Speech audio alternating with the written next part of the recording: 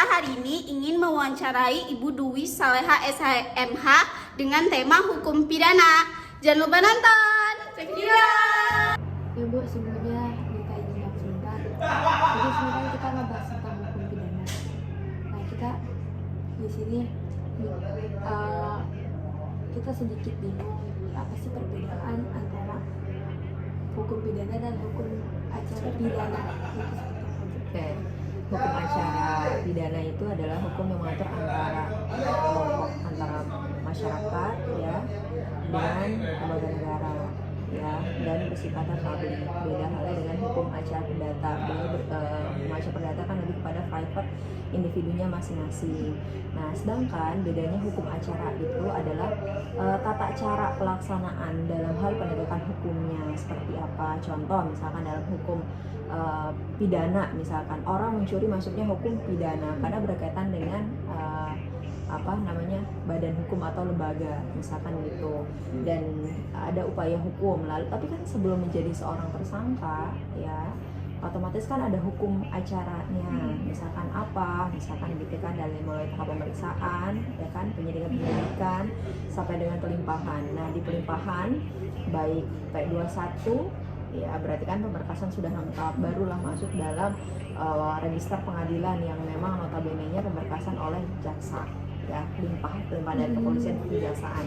Nah, dari kejaksaan tersebut maka nantinya akan masuk ke ranah hukum acara dari mulai pembacaan tuntutan oleh jaksa penuntut umum, misalkan seperti itu ya, dari mulai pembacaan tuntutan, terus juga terkait dengan nanti pembelaan, replik, duplik, terus juga terkait dengan nanti kesimpulan sampai dengan putusan majelis hakim, seperti itu sih. Jadi hukum acara pidana seperti kayak sebuah prosesnya dari hukum pidana.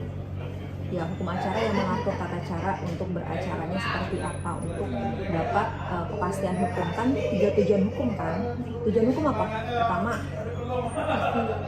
terus ada kebermanfaatan, penegakan, kan seperti itu. Jadi 3 elemen dari tujuan hukum itu harus ada seperti itu. Nah, di hukum pidana itu sendiri itu gimana ya cara dia bisa menetapkan hukuman itu jadi yang berat dan ringan? Sebenarnya mulai dari tuntutan dari jaksa penuntut umum terkait dengan jenis tindak pidana kan banyak, delik itu kan banyak ya. Notabene-nya ada terkait dengan notabene-nya tindak pidana ringan ya ataupun berat. Adapun terkait dengan hukumannya, teman-teman bisa lihat di pasal 10 KUH pidana terkait dengan sanksi-sanksi hukumannya tuh, hukuman jenis-jenisnya banyak ya, nanti dibaca aja terkait dengan pasal 10 KUH pidana. Bu, yang pernah waktu itu di kelas dibahas tentang studi kasus Sambo, Ferdy Sambo, kan pernah dibahas tentang yang Ferdy Sambo kan dia harusnya mendapatkan hukuman mati, tapi ada di remisi, harus dia pengurangan, bukan pengurangan, justru diganti, jadinya dia di penjara selama 5 tahun. Bukan diganti, jadi gini nih, kalau kita menelaah terkait dengan kasusnya Ferdy Sambo, kan di tingkat pertama kan putusannya seumur hidup, ya kan, seumur hidup apa pidana mati? Pidana mati kan. Nah, adapun dia punya hak juga untuk mengajukan upaya hukum berupa banding. Otomatis kan dalam hal banding di sini kan ada pembuktian baru dan memperkuat untuk tindak pidana tersebut gitu kan. Nah, berupa surat melalui dasar-dasar dari salinan putusan tersebut gitu kan. Nah, terus dia ada upaya hukum lagi apa, misalkan kasasi. Nah, belum puas juga terkait dengan penerapannya lagi, maka akan ada PK, peninjauan kembali, di mana dalam hal peninjauan kembali di situ melihat seluruh rangkaian peristiwa, karena dalam PK itu kan kita ada sidang, kecuali kayak banding kasasi kita nggak ada sidang. Kalau banding kasasi kan kita hanya ngedraft aja ya, melalui tulisan pembuktian fakta hukum yang ada seperti itu. Nah, tapi di sini yang dari kelompok kita pertanyakan yang kita garis bawah itu bahwa Ferdy Sambo itu bisa tidak jadi ada hukuman mati karena dia ada beberapa prestasi yang pernah dia capai selama dia masa menjabat sebagai aparat kepolisian. Sedangkan yang kita tahu hukum itu kan tidak memandang dia status dan sebagainya. Nah, tadi saya bilang kepada bagaimana penguatan dari pembelaan dari kuasa hukum ataupun fakta hukum yang ada dalam hal persidangan tersebut. Nah, bagaimana caranya misalkan seperti itu, fakta hukum yang sudah ada dan juga terkait dengan rangkaian peristiwa hukum itu dijadikan bukti dalam persidangan. Nanti hakim tinggal mempertimbangkan serta memutuskan bahwasannya misalkan orang ini berdasarkan perbuatan hukum yang dilakukan, delik aduan ataupun misalkan delik pidana yang ada, maka dituntut misalkan diputusnya misalkan dengan hukuman sekian, kan gitu. Jadi kan di sini juga dasarnya kan dari tuntutan dari jaksa penuntut umum dulu, nggak langsung misalkan langsung putus dengan hukuman sekian, kan nggak seperti itu. Ada dasar di mana misalkan dari putusan tersebut menuai kontroversi di mana, di bagian apa, dalam positata atau dalam petitum kas, seperti itu. Jadi nggak karena prestasi gitu ya Bu ya? Kita bisa lihat nanti di dasar ataupun desalinannya. Saya kan belum lihat nih terkait dengan memori bandingnya seperti apa atau memori kasasinya seperti apa. Saya kan belum lihat. Jadi kalau misalkan saya sudah lihat berkasnya terkait dengan memori banding atau kasasinya, kan kita bisa menelaah dari situ. Tapi teman-teman bisa buka kok di JDIH juga ada terkait dengan putusan dari Mahkamah Agung juga ada. Dari mulai tingkat pertama, tingkat kedua, sampai tingkat terakhir itu ada. Nah, teman-teman di sini bisa lihat di nomor perkara yang terregister di paniteraan pengadilan setempat. Seperti itu. Ditelaah aja nanti kalau ada salinan putusannya. Lalu Bu, ada lagi satu kasus yang tentang pengungsi dari Rohingya. Nah, di situ kan dari berita-berita yang tersebar di sosmed bahwa Rohingya diseludupkan kan, ada di negara Brunei atau apa itu yang di Myanmar. Karena tidak masuk dalam peta. Ya. Karena tidak masuk dalam peta dan negara tidak mengakui bahwa itu adalah warga negaranya, seperti itu. Makanya ketika berekspansi mereka menyebar ke wilayah negara-negara lain, terutama masuk dalam Indonesia, Ya. seperti itu. Nah, Ini jadi pertanyaan. nah saat di situ kan dia sebagai penyelidik ya ibaratnya. Tapi kenapa dari Indonesia itu sendiri bisa menerima, bahkan ada organisasi yang menampungnya? Contoh organisasinya? Ya, kemarin tuh kan saya sempat ke Tang City, ada satu organisasi itu minta tanda tangan bahwa tentang Petisi, ya melalui petisi gitu kan? dari L gitu, saya sedikit Apa lupa. tuh? L, bukan L kasih langsung kan LL gitu, dia warna biru gitu lamanya.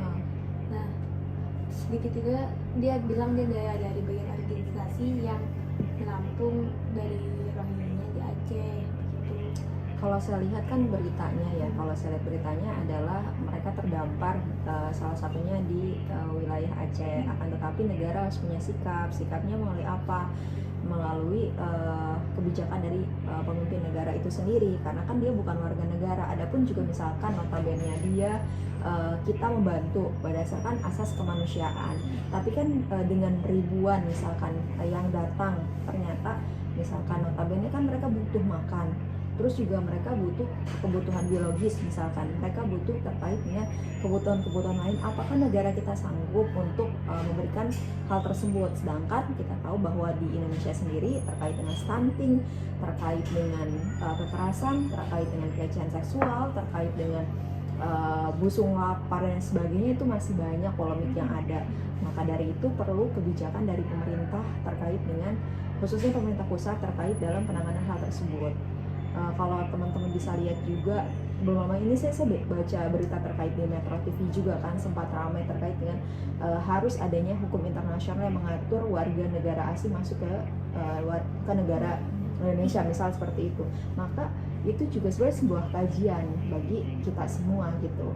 Bahasanya lagi nih, untuk diri kita memenuhi kebutuhan secara pribadi aja belum selesai, bagaimana kita menampung kebutuhan yang lain. Akan tetapi karena kita punya empati, simpati kepada saudara kita yang di sana, maka kita memberikan apa yang bisa kita lakukan, seperti itu sih, berdasarkan nilai kemanusiaan itu sendiri. Apakah dari bangsa Rohingya itu yang ke Aceh itu tidak merusak integritas bangsa kita, karena salah satunya dia Kesatuan ya, karena dia bikin kekacauan di sana. Ada beberapa yang setuju dan tidak setuju itu Sebenarnya tergantung perspektif pandangan sih. Kalau misalkan kita membantu dalam segi kemanusiaan tidak apa-apa, karena kan itu berkaitan dengan persatuan. Tapi lebih lagi kepada titiknya yang menjadi dasarnya apa. Jadi harus diperjelas terlebih dahulu ya. Jadi kan ada kasus pemerkosaan yang terjadi di NTT gitu.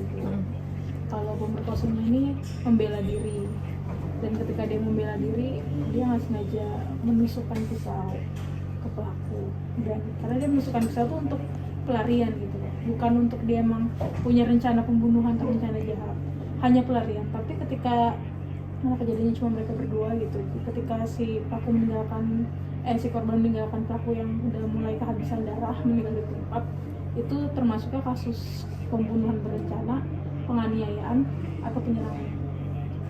Iya, tergantung perspektif. Kalau misalkan posisinya ada di dalam KUHP terkait bela paksa ya, nanti dibaca lah terkait dengan bela paksa itu sendiri kan ada.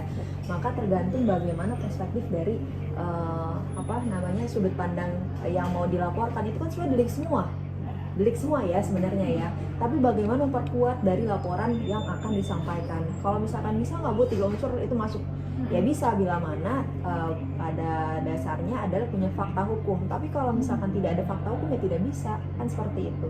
Kan nanti akan ada penyelidikan ya, terus juga ada terkait dengan BAP itu pasti. Tapi di sini kan nanti ada gelar perkara juga yang terkait dengan bagaimana penentuan apakah ini masuk unsur atau tidak.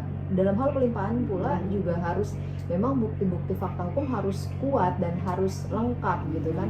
Kalau tidak lengkap kan dari pihak kepolisian pun juga akan mencari lagi petunjuk-petunjuk ya. Kalau nggak lengkap kan jaksa juga nggak bakal mau nerima. Kalau misalnya berkas sudah lengkap, fakta hukum sudah lengkap, bukti sudah lengkap, maka akan limpah ke P21 kan gitu. Kalau nggak lengkap ya nggak bakal bisa diproses. Seperti itu ya. Terima kasih Bu Sama-sama. waktunya. Nah, itu penjelasan dari hukum pidana. See you next video. Bye.